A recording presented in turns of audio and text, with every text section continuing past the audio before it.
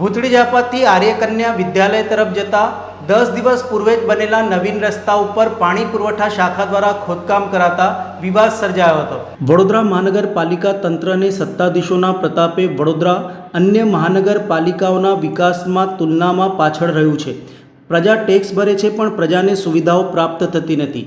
સાથે જ પાલિકાના અધિકારીઓનું બુદ્ધિનું પ્રદર્શન પણ અવારનવાર સામે આવતું જ હોય છે। પાલિકાના રોડ પ્રોજેક્ટ શાખા દ્વારા કારેલીબાગ વિસ્તારમાં ભૂતળી ઝાપાથી આર્યકન્યા સ્કૂલ તરફ રૂપિયા 3.34 કરોડના ખર્ચે રોડ પ્રોજેક્ટ દ્વારા રોડ બનાવવામાં આવ્યો છે। 10 દિવસ પૂર્વે જ આ રોડ પર લિક્વિડ સીલકોટ કરવામાં આવ્યું હોવાનું જાણવા મળ્યું છે। ત્યારે બુધવારના બપોરે એકાએક રસ્તો ખોદી નાખવામાં આવતા લોકોએ વિરોધ નોંધાવ્યો હતો। પાણી પુરવઠા વિભાગની ટીમે પાણીની લાઇન શોધવા માટે કાંસ પરથી જતા બ્રિજની બાજુમાં ખાડો ખોદ્યો હતો અને લાઇન તપાસી હતી। ત્યારબાદ તેઓએ ખાડો પૂર્યો હતો। જો કે આ અંગે રોડ પ્રોજેક્ટ શાખાને જાણ નહીં કરી હોવાનું પણ સામે આવ્યું છે। રોડ પ્રોજેક્ટ શાખાના અધિકારીઓ પણ આ બાબતે અજાણ હતા। રોડ તોડાયાની જાણ થતાં તેઓએ પાણી પુરવઠા વિભાગને પત્ર લખી રેસ્ટોરેશન કરી આપવા કહ્યું છે। બે અધિકારીઓ વચ્ચે સંકલનના અભાવે નવીન રોડ તોડી નખાતા લોકોએ નારાજગી વ્યક્ત કરી હતી। સ્થાનિક રહીશ અને ધારાશાસ્ત્રી શૈલેષ અમીને પણ ઘટનાને વખોડી કહ્યું હતું કે ખોટો ખર્ચ સીધો ઇજારદારને આર્થિક લાભ આપવા કરાયો હોય તેવી શંકા ઉપજી જાય છે। હાલ રોડ બગાડી લોકોની અવરજવરમાં પણ મુશ્કેલી ઊભી કરાઈ છે।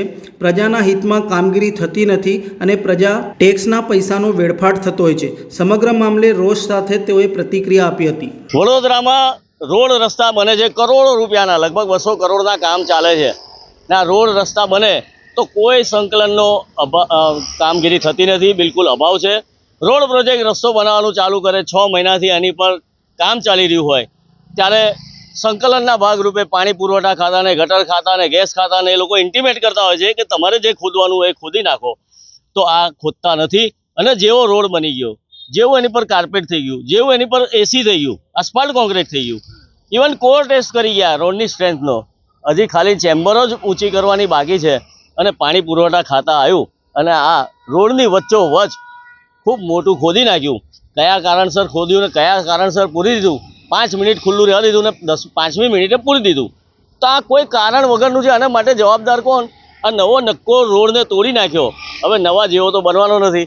આ તો જાણે નવું ખમીસ ખરીદ્યું અને બીજા દાડથી થીગડાવાળું પહેરવાનું એવી હાલત આ રોડની કરી નાખી। તો આને માટે જવાબદાર કોણ ને જવાબદારો ઉપર શિક્ષાત્મક કાર્યવાહી શું, એ પણ એક સવાલ છે।